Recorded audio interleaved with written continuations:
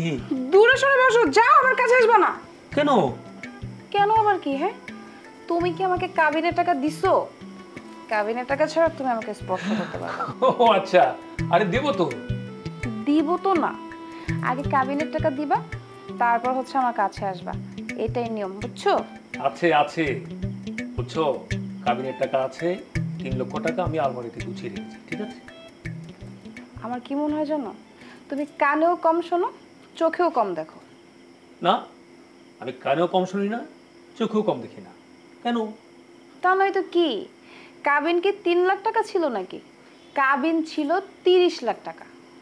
আরে বলে কি, 30 লাখ হবে কেন? 3 লক্ষ টাকা ছিল কাবিন। শোনো, তোমার হোয়াটসঅ্যাপে না কপি সেন্ড করা আছে, বুঝছো?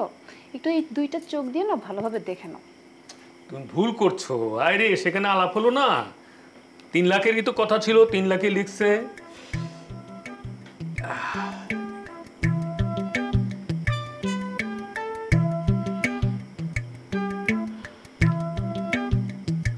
কি ব্যাপার, হোয়াটসঅ্যাপে তো 30 লাখ টাকায় লিখছে। এই শুনে, এটা ভুল লিখছে, কারণ আমি তো কাজী সাহেবে আমার মনে আছে আমি 3 লক্ষ টাকার কথাই বলছিলাম। শোনো, সেটা তো আমার দেখার বিষয় না। ডকুমেন্টসে যেহেতু 30 লাখ টাকা আছে, তো তোমার আমাকে 30 লাখ টাকাই দিতে হবে। আরে শোনো, 30 লাখ টাকা হবে কেন? ওখানে আলাপ হলো না, আমরা তো 3 লাখ টাকায় ধার্য করেছি। ও, তোমার খালাতো ভাই শহীদুল নিশ্চয়ই এই কাজ করছে, ওরে সাক্ষী হিসাবে আনাটাই ভুল হয়েছে, বুঝছো? শোনো, এইসব কথা না আমাকে বলে কোনো লাভ নাই, বুঝছো? আমাকে 30 লাখ টাকাই দিতে হবে, তারপর আমার কাছে আসবা। এর আগে আমার থেকে 100 হাত দূরে থাকবা, চো। মানে আমি একদম খুবই অবাক হয়েছে, মানে খুবই সারপ্রাইজ হয়েছে আমি। আসলে লম্বা একটা ছুটি পেলাম তো, ভাবলাম ছুটিটা কাজে লাগাই। আর অনেকদিন তো দেশে আসা হয় না, তাই চলে আসলাম। খুব ভালো করেছো, কিন্তু তোমার সাথে তো কয়েকদিন আগে আমার টেলিফোনে কথা হলো, তখন তো তুমি একবার হিন্টসও দিলে না, কিছু তো বললে না। আরে বাবা, তখন যদি আমি বলতাম তাহলে কি সারপ্রাইজটা হতো?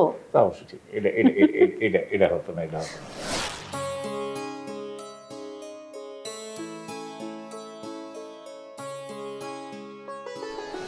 আপনাকে আমি আমার ভাবি হিসাবে চাই। এসব কি বলছো তুমি? আমি জানি ভাইয়া আপনাকে খুব পছন্দ করে, আপনিও ভাইয়াকে পছন্দ করেন, কিন্তু বলতে পারছেন না। আর দুজনেই যখন দুজনকে পছন্দ করেন তাহলে এক হতে সমস্যা কোথায়? আই এম রিয়েলি সরি, মানে আমি ঠিক জানি না যে, মানে আমি আসলে কিছু জানি না। তানিয়ারা কিভাবে তোমাকে কি বলেছে আমি বুঝতে পারছি না। আই হ্যাভ নো আইডিয়া, আমি কিছু জানি না, তুমি কিছু মনে করো না প্লিজ, আমি রিয়েলি সরি। তুমি এত টেনশন করছো কেন?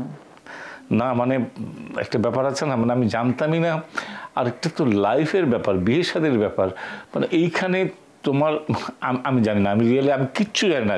আমি আবার বলছি আমি সরি। তুমি শোনো, ওনারা তো অস্বাভাবিক কিছু বলেনি। তুমি যদি ওনাদের প্রস্তাবে রাজি না থাকো আমাকে বলো, আমি চলে যাই।